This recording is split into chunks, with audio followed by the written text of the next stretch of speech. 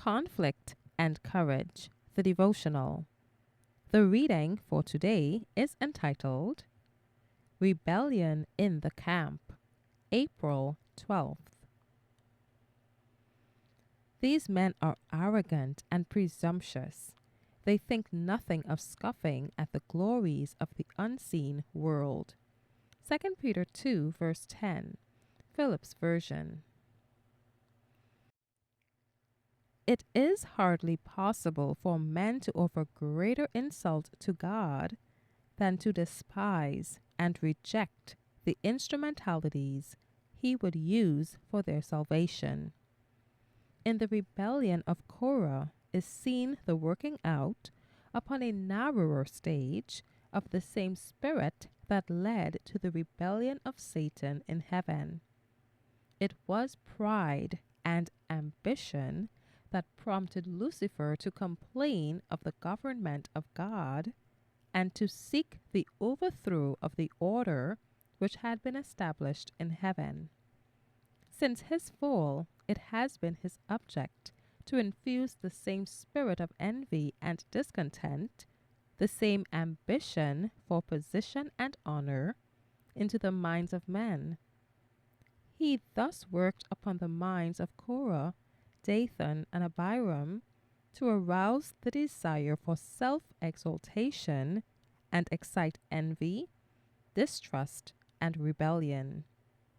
Satan caused them to reject God as their leader by rejecting the men of God's appointment. Yet while in their murmuring against Moses and Aaron they blasphemed God, they were so deluded as to think themselves righteous and to regard those who had faithfully reproved their sins as actuated by Satan. Do not the same evils still exist that lay at the foundation of Korah's ruin?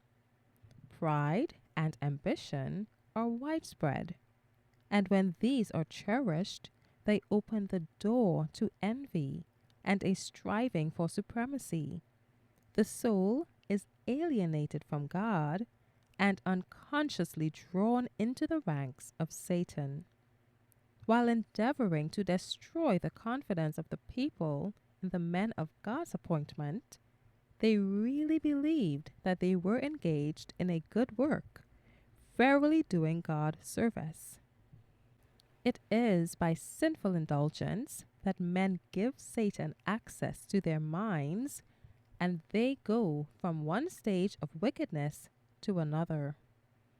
The rejection of light darkens the mind and hardens the heart, so that it is easier for them to take the next step in sin and to reject still clearer light until at last their habits of wrongdoing become fixed. Sin ceases to appear sinful to them. Be strong in the Lord and in the power of his might.